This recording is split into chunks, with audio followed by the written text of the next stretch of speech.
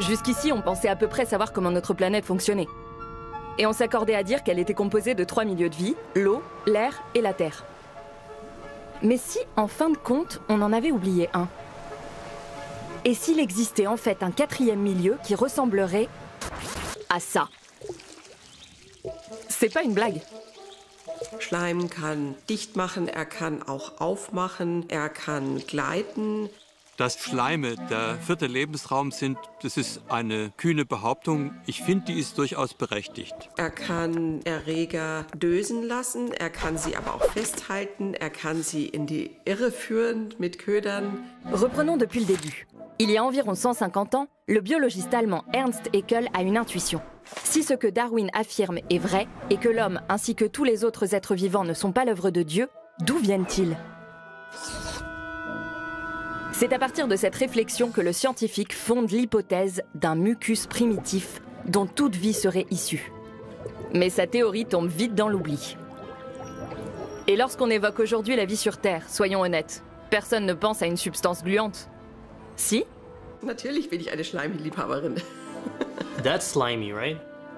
Wenn es keinen Schleim plötzlich mehr gäbe, würde wahrscheinlich das ganze Leben zugrunde gehen. Comment avons-nous pu oublier cette sécrétion visqueuse? Et vivons-nous tous, sans nous en rendre compte, sur une planète de mucus?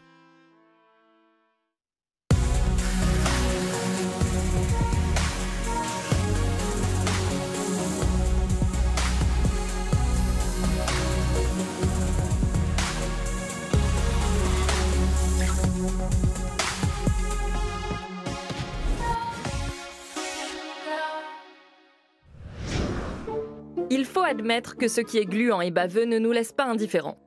Bon d'accord, les enfants adorent. Mais si on vous demande à vous, chère communauté YouTube d'Arte, ce que vous évoque le mucus, ce n'est pas vraiment l'intelligence et encore moins le changement climatique. La grande majorité d'entre vous répond « le dégoût ». Pourtant, jusqu'à sa naissance, l'être humain baigne dans le mucus. Et puis... Dann lernen sie eben über die Eltern, über die Umwelt im Laufe der Zeit, dass Schleim eben wahnsinnig widerlich ist und dass man da fernbleiben soll.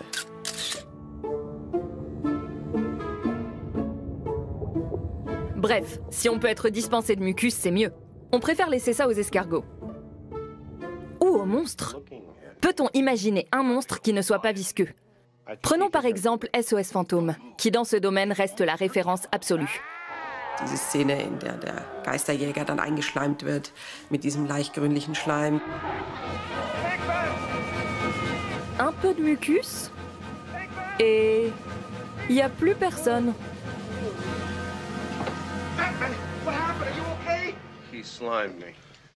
Et pas un mot sur les incroyables capacités du vrai mucus. Le 14 juillet 2017, un camion se renverse sur une autoroute de l'Oregon et perd son chargement de myxine, des animaux aquatiques semblables à des anguilles et qui sécrètent une substance gélatineuse. Il y en a partout. La route devient impraticable et un bulldozer doit intervenir pour tout dégager. Le mucus est en réalité une arme très sophistiquée qui prend l'adversaire au dépourvu. Et le fait qu'on soit un redoutable requin n'y change rien. Mais commençons par le commencement.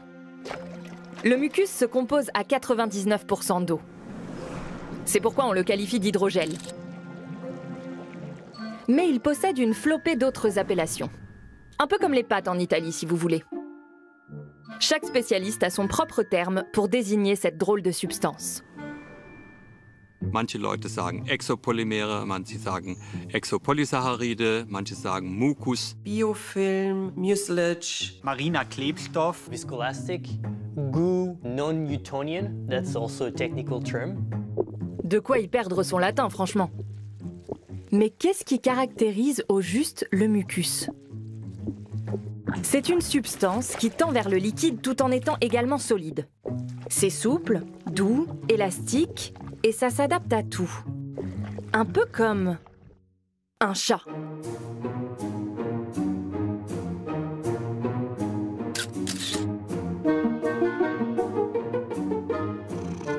Depuis les débuts de l'humanité, environ 100 milliards d'individus ont vécu sur Terre. Mais jusqu'à présent, personne n'avait eu l'idée de consacrer une étude scientifique à une question pourtant fondamentale.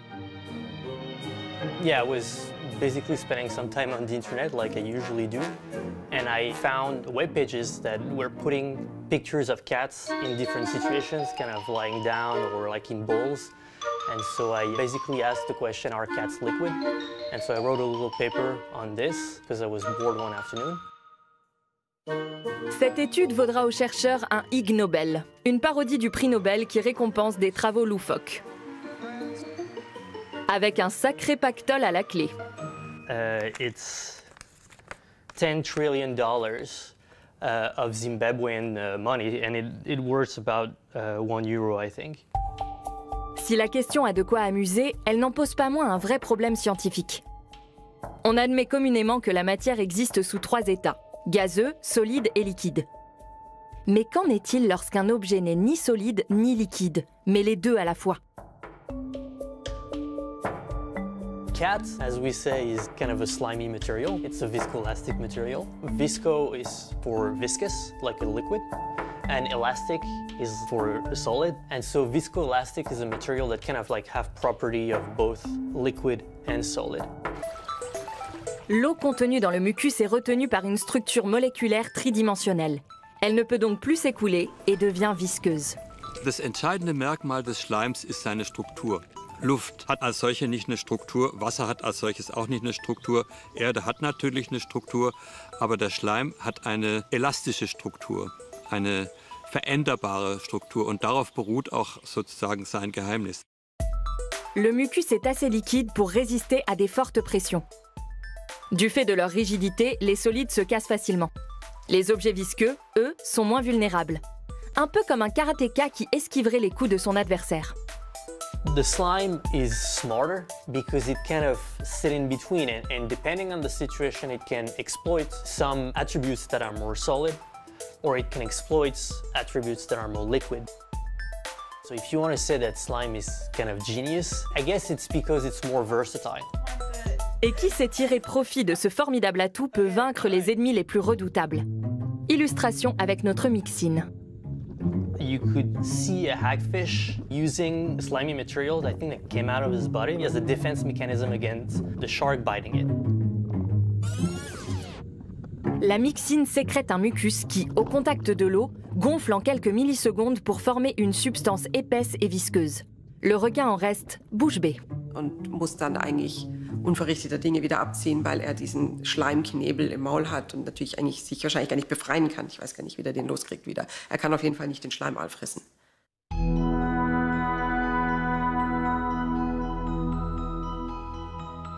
There are a lot of examples in the natural world of animals or creatures that use kind of slimy materials as a way to either defend themselves against predators or as a way to be around and like build their world around them.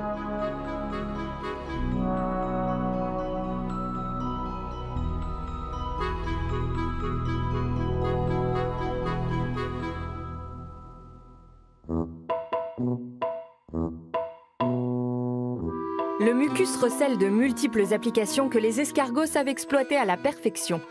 Ils s'en servent pour se déplacer, pour se défendre contre des agents pathogènes et surtout pour trouver des partenaires. Meine Liebe zum Schleim hat mit Schneckenschleim begonnen und mit den ganzen Informationen, die da drin stecken.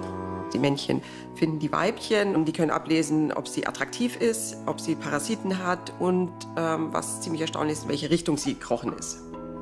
Il existe même une sorte de bave d'invisibilité utilisée par une espèce d'escargot souffrant d'un surplus de mâles. Pour éviter d'être constamment harcelées par ces messieurs désireux de se reproduire, les femelles s'en servent pour se rendre indétectables. Elles obligent ainsi les mâles à s'accoupler entre eux. Ich kenne kein Lebewesen, das ohne Schleim auskommt. Wenn es eins gibt, würde ich es unheimlich gerne sehen. Ich denke, dass jeder Organismus, der heute existiert und den es jemals gab, Schleim produziert hat. Les humains aussi sont dotés d'une large palette de mucus sophistiqués. Nos tissus, par exemple, sont maintenus par une matrice gélatineuse. Sans mucus, nos organes se disloqueraient. Et bien sûr, le mucus joue un rôle clé dans la reproduction. Par exemple, quand les spermatozoïdes de l'homme pénètrent dans le corps de la femme. En dehors de la période d'ovulation, l'utérus est fermé par une barrière de mucus. C'est un peu comme dans La Belle au bois dormant. Les princes qui veulent réveiller la demoiselle échouent à franchir l'épaisse haie d'aubépine.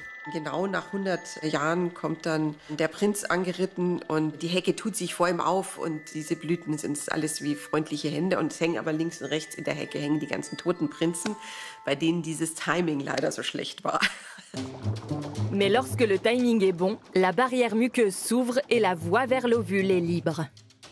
Notre corps regorge de barrières de ce genre. Si on étalait notre peau sur une surface, elle occuperait environ 2 mètres carrés. Avec notre mucus, on obtiendrait une superficie de 200 mètres carrés. Et contrairement à la peau, le mucus ne se contente pas de repousser les intrus. Il remplit de multiples fonctions. Pour mieux comprendre, imaginons une forteresse du Moyen-Âge. La citadelle devait être pourvue de remparts, de talus et de douves.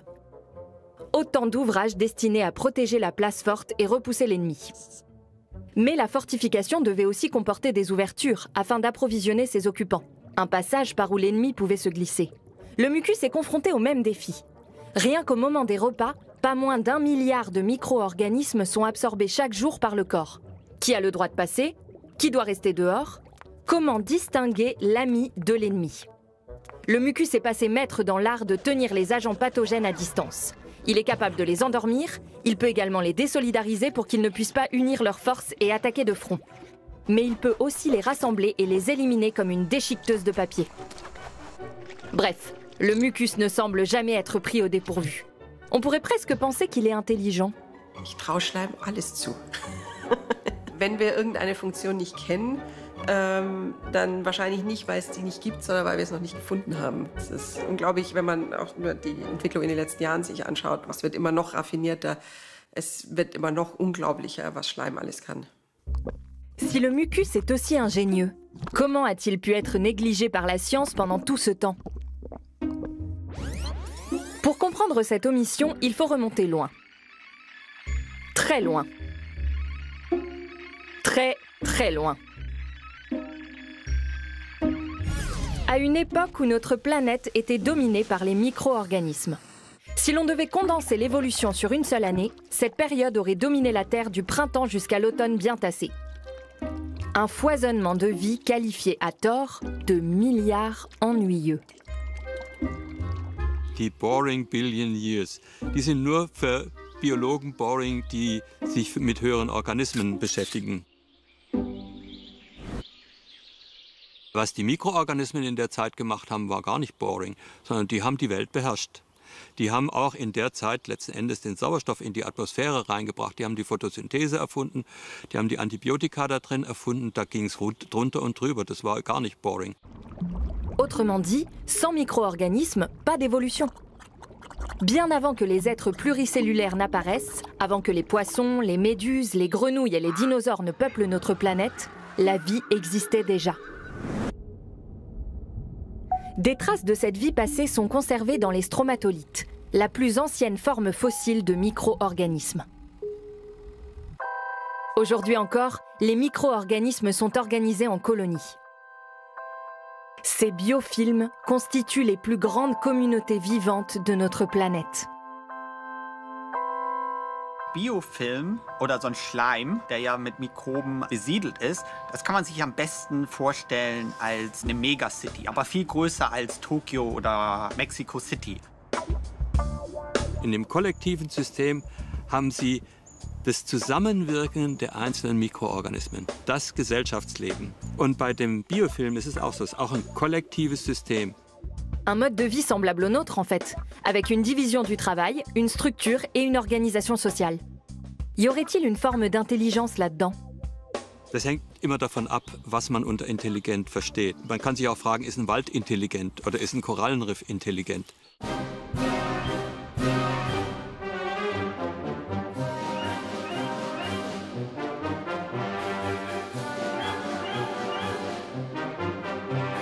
Some very elementary organisms, they have an intelligence in the way that they can solve problems, like finding like a path in their environment to like a food source or stuff like that, very efficiently. L'organisation en biofilm permet aux micro-organismes de collaborer de façon complexe et de former un collectif plus puissant que la somme des individualités. Et devinez quoi? Ces biofilms sont absolument partout. Toute notre planète en dépend, pas seulement notre espèce. Ces communautés de micro-organismes se trouvent à la jonction entre les différents milieux vitaux.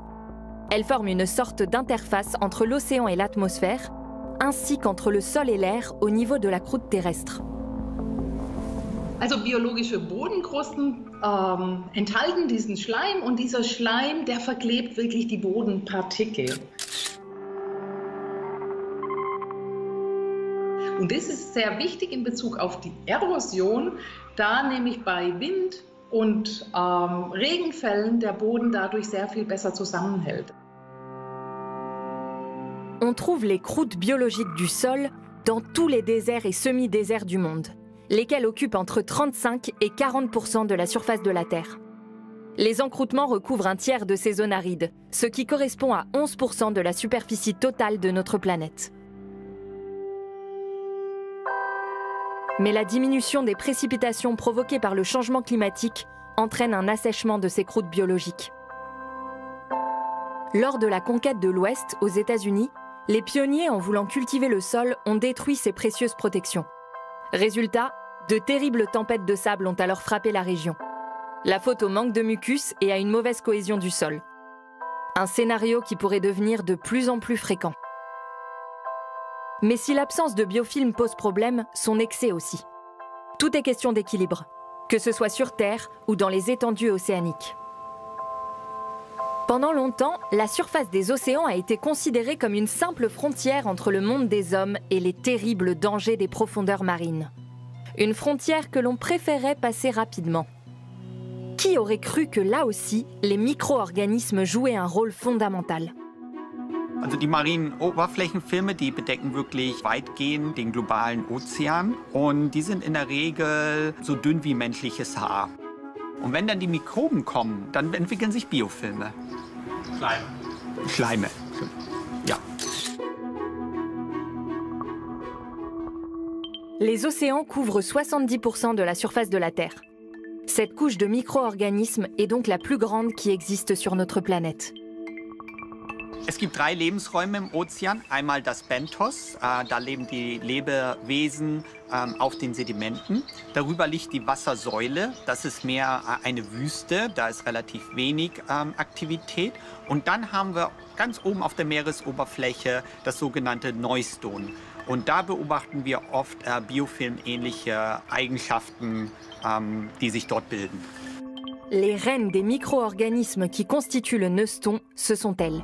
Les cyanobactéries que l'on peut même voir depuis l'espace. Cyanobakterien, das sind die Master in Biofilmproduktion. Die Biofilme sind wirklich leimig sichtbar auf der Meeresoberfläche. Man kann sie sogar riechen, weil die stoßen auch Gase aus. Also man kann das auf dem Deck richtig wahrnehmen. Le biofilm à la surface de la mer remplit de nombreuses fonctions importantes. L'une d'elles est l'échange gazeux avec l'atmosphère.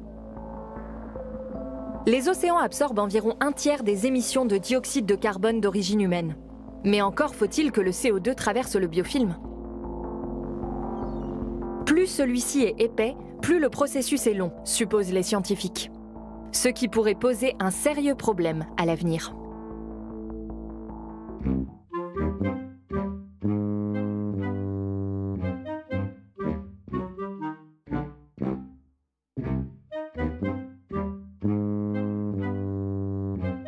Die Erwärmung des Ozeans verursacht, dass die oberen Wasserschichten leichter werden. Wie auf dieser Torte würde der Ozean mehr geschichtet werden. Eine leichtere Schicht oben und eine schwere Schicht unten. Das verursacht mehr organisches Material und mikrobielle Aktivitäten reichern sich in den Oberflächenschichten an.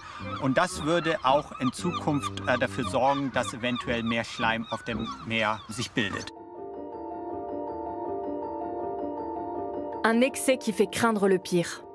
Certains scientifiques prédisent une explosion de la quantité de matière organique dans les océans et redoutent un scénario catastrophe. L'épaississement du biofilm en surface entraverait considérablement l'absorption de CO2. Conséquence, le dioxyde de carbone dans l'atmosphère augmenterait, ce qui accélérerait encore davantage le changement climatique. Ich bin ein Schleimfan. Ich habe plötzlich begriffen, das ist ein System, das dazu beiträgt, wie dieser Planet funktioniert. Quoi qu'il arrive à notre planète, et même si le réchauffement climatique vient bouleverser l'existence humaine, le mucus et ses habitants s'adapteront à coup sûr à la nouvelle donne. Ils comptent parmi les plus grands champions de l'évolution. Et ils continueront à rendre la vie possible même dans les conditions les plus hostiles. Une mission spatiale en a fourni la preuve. Des scientifiques ont embarqué des millions de bactéries à bord de la Station spatiale internationale. Certaines étaient entourées de mucus, les autres non. Après 2 ans arrimées dans l'espace, 85% des bactéries enrobées de mucus avaient survécu, contre seulement 1% pour les autres. Un résultat sans appel. Die Biofilme werden uns überleben. Die haben die Dinosaurier überlebt, die werden das Gleiche mit uns machen. Tout ça ne se soldera pas forcément par un autre milliard ennuyeux. Mais une chose est sûre, en ce qui concerne l'avenir de notre planète, le mucus aura toujours son mot à dire.